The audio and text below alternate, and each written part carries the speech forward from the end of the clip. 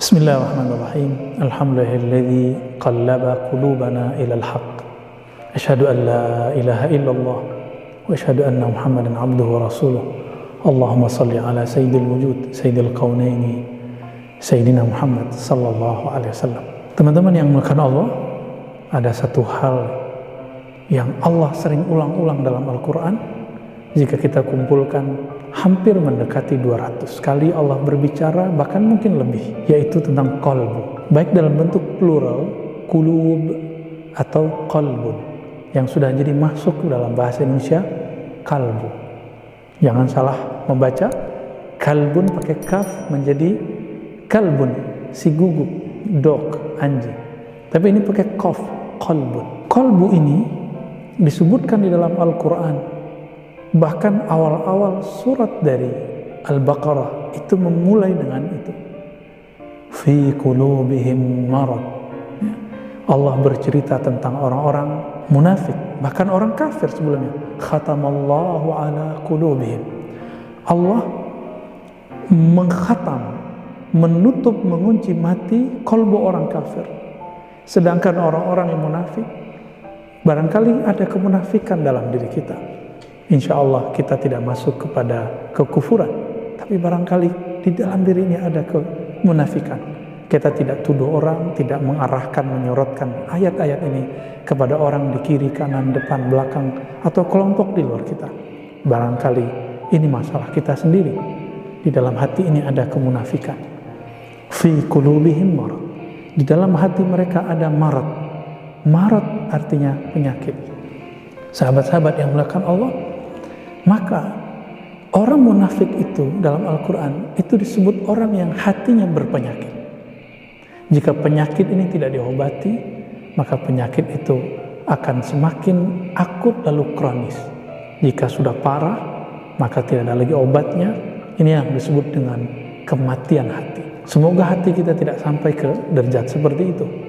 Imam Ibn Athaillah Sakandari, kemudian diikuti oleh imam-imam setelahnya, Imam Ibnu Qayyim al-Jauziyah, bahkan imam sebelumnya juga ada membahas, tapi tidak sedetail ini, membagi kolbu menjadi tiga kategori, 3 kelas. Pertama, kolbun mayyit, kolbu yang mati. Kolbu yang mati, yang jika disapa tidak nyahut, diajak tidak nyahut, tidak diajak juga tidak bergerak, karena dia sudah mati. Kolbu inilah yang dikatakan dalam Al-Quran, innal ladzina kafaru sawa'un alaihim. Orang kafir itu hati mereka sama saja.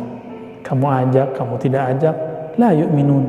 Mereka hatinya tidak percaya, hatinya tidak tersentuh. Saya yakin sahabat-sahabat tidak ada yang berhati kufur. Namun ada hati yang kedua, level yang lebih tinggi, yang lebih bagus, tapi tetap saja buruk. Qalbun marid atau qalbun munafik. Qalbu munafik, qalbu orang munafik yang berpenyakit. Jika penyakitnya ringan, maka ditandai pernah sekali berbohong, tapi tidak setiap hari berbohong. Berjanji ingkar, tapi tidak setiap hari ingkar. Ketika bermusuhan, kemudian menyimpan dendam. Ketika diberi amanah, kemudian mengkhianati. Orang-orang seperti ini, jika masih 1-2 sifat munafik, namanya di kolbunya ada penyakit. Tapi itu secara zahir. Dalam batinnya dia bertakbir, membesarkan Allah dengan lidahnya, tapi kolbunya tidak membesarkan Allah. Dia sujud dengan kepalanya, tapi hatinya merasa angkuh dan merasa dirinya lebih baik daripada orang di sampingnya. Dia ruku, dia respek, dia hormat kepada Allah, tapi dia tidak menghormati orang yang disuruh dihormati oleh Allah. Coba lihat hari ini, kenapa ada orang katanya baru tobat, baru hijrah, tapi kemudian malah berani membentak orang yang beda faham dengannya, sedangkan orang ini sudah puluhan tahun menjadi kiai, sudah puluhan tahun menjadi dai, cuma karena perbedaan masalah kecil, masalah yang disebut khilafiyah, yang masih diperdebatkan oleh ahli hukum, tapi dia sudah berani mengatakan orang ini sesat, orang ini syubhat, orang ini ahli bid'ah. Ada yang tamatan umum, tapi kemudian berani mengata-ngatai, mencaci maki orang-orang yang sudah dari kecilnya dia bergelimang dengan dalil. Sahabat-sahabat dimakan Allah, Jika ini terjadi pada kita, baik yang mencaci ataupun yang menerima cacian itu dengan cara mencaci kembali, dua-duanya sama-sama punya penyakit di kalbunya. Maka semoga kita orang termasuk yang jika dicaci tidak membalas mencaci dan tidak memulai untuk mencaci maki. Nabi SAW mengatakan sibabul muslim fusuk, mencaci sesama muslim meskipun beda faham itu adalah tanda kefasikan. Fasik ini adalah karakter utama daripada orang-orang munafik yang berpenyakit kalbunya. Sahabat-sahabat yang melakukan Allah, teman-teman, ada karakter ketiga. Semoga hati kita Allah angkat dan Allah bersihkan, Allah sembuhkan menjadi kalbu yang ketiga. Kalbun salim, kalbun sahih. Kalbunya para nabi, kalbunya para sahabat nabi, kalbunya para pewaris para nabi. Meskipun kita nggak sekolah agama, meskipun kita tidak hafal Quran, tidak hafal 1000 hadis, 42 hadis, tidak apa-apa. Tetapi di kalbu jangan menyimpan pengkhianatan kepada Allah, merasa sombong kepada makhluk Allah, lalai mengingat Allah Subhanahu wa taala, merasa diri lebih pintar dari makhluk-makhluk Allah. Jika terasa itu sedikit berarti kabul penyakit belum sampai kepada kalbun sahih, kalbun salim. Salim dari kata salamah. Salamah dalam Al-Quran ya, Allah menyebut dirinya salam. Apa itu salam? Imam Abu Hamid Al-Ghazali, Imam Al-Kushairi, Imam Zarruq dalam kitab Syarah Asmaul Husna mereka menyebutkan makna salam secara bahasa Arab, yaitu bara'atun min al-awrad wal uyub, terlepasnya kalbu, terlepasnya Allah. Kalau itu assalam Allah terbebas maha suci dari aib, dari aurat, dari hal yang jelek, hal yang rendah. Jika itu pada kalbun salim, terbebasnya kalbu dari aurat-aurat kalbu, penyakit-penyakit kalbu, kegelisahan-kegelisahan kalbu, kemunafikan dari kalbu. Inilah kalbunya Sayyidina Ibrahim yang bergelar Al-Khalil. Ujiannya sangat berat. Sayyidina Ibrahim itu kekasih Allah, Khalil. Khalil artinya teman, kekasih Allah. Allah jika dibahasakan bahasa orang cinta, dan ini ilustrasi semata, itu menguji Nabi Ibrahim yang sudah lama menunggu anaknya. Ternyata anaknya lahir, beliau sudah tua. Di saat beliau sudah menikmati punya anak keturunan, apa yang terjadi?